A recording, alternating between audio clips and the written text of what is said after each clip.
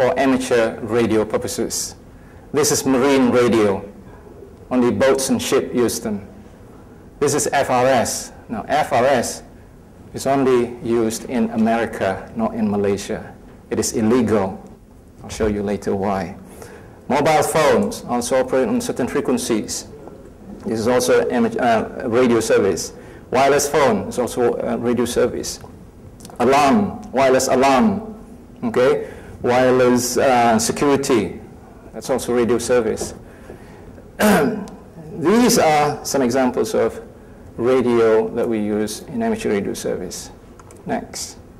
The difference between these, the frequency allocations. Let's take a look at the frequency allocation.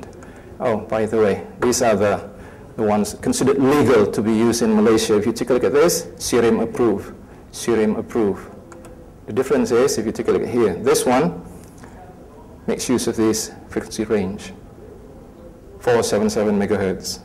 And the maximum power output is 0.5 watt, whereas this one is 5 watt maximum. The frequency again is 477 megahertz. This is FRS. You can buy this at Jalan Pasar. Okay?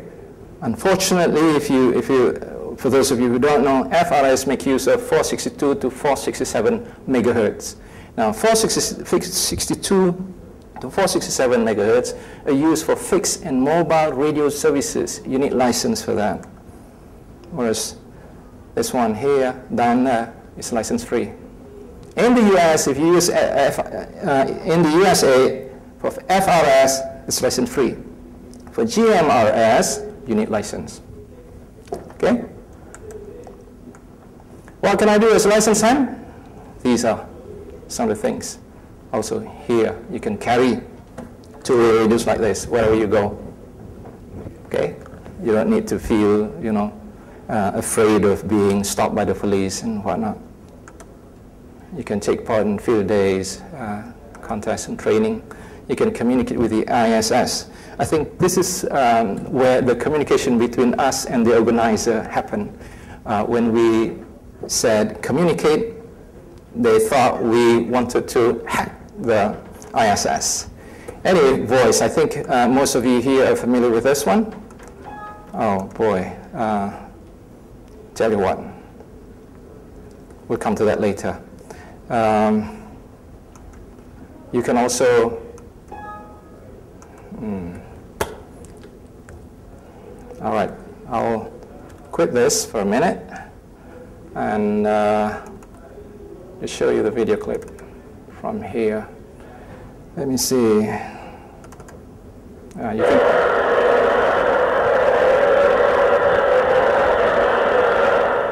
So this is a recording of a conversation between some students in Malaysia and our cosmonaut or astronaut. All right. I'm not going to go into that. Angkasawan, if you will. All right. Sheikh Muzaffar, who was on the ISS. Now, if you notice, we can only hear his voice, not the student's voice. You know why? Because in order for you to communicate with the ISS, you need to use two different frequencies. One frequency to send your voice to the ISS, and another frequency for you to listen to ISS. Now, the frequency that you see there, 145.800, is the frequency that you listen to. Okay?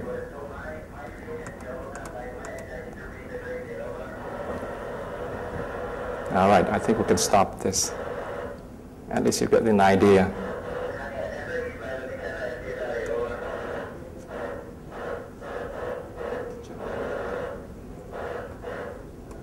All right, another one. We can also receive pictures and send pictures to the ISS. All right, here's the example.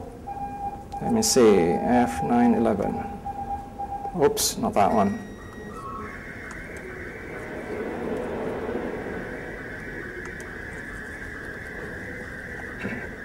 This is a picture from the ISS. Now, this is a simple technology. We're using only VHF. Okay? And This is called FSTV. Sorry, SSTV, slow scan TV. There's another mode of ATV, amateur television, which is called FSTV. Now, FSTV is a lot faster. It's like Astro. You can make use of Astro decoder to receive videos from your friend. Okay, but we don't have time to talk about that. So, this is slow scan TV. Using a special antenna, and what is this? Hooked up to a computer. Okay?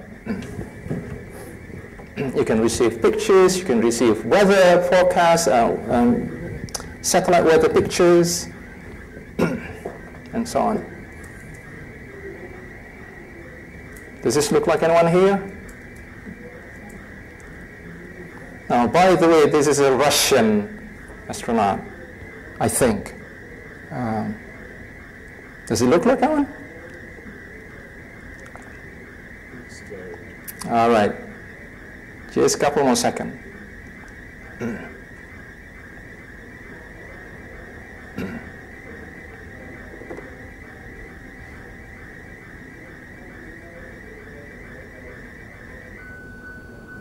All right. Take a look at the bottom. RSOISS. So RS stands for Russian. If it had been an American astronaut, it would have been NSS. Okay, NS for the United States, or the call sign used by the United States astronauts. Let me see. Let's get back to. My goodness.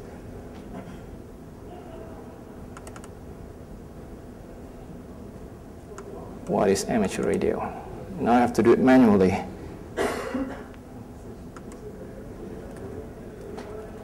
Okay, where are we?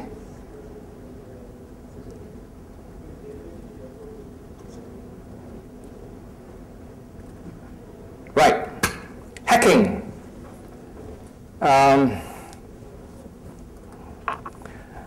I think this was where the miscommunication happened. When we said we could access the ISS BBS, okay, bulletin board system. So perhaps someone misunderstood us and thought, you mean hacking? This is it. If you take a look at the first couple of lines, I'm not sure if you can read this. Here, you will notice 9W2RUT. 9W2RUT. It says International Space Station, BBS, APRS.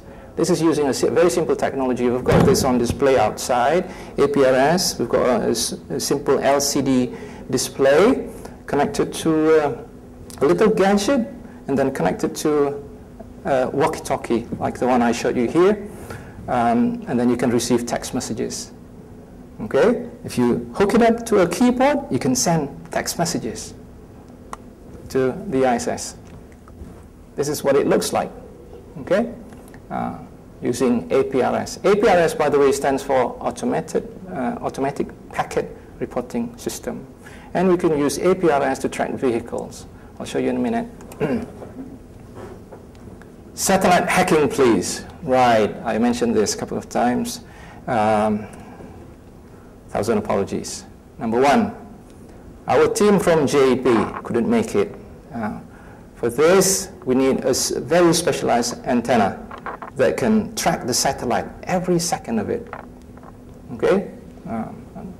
If we were to do it, we have to go outside and do it manually, track the satellite manually. I'll show you. I've got a video clip of that. 2, time constraint. The ISS make about 13 satellite passes over Malaysia a day. Okay? 4 to 5 p.m. is bad time. It's either already past Malaysia or hasn't reached Malaysia. Right? Next, wrong time. We don't know when the next pass what the astronauts are doing. Perhaps they're sleeping, perhaps they're working on something, they're busy on something.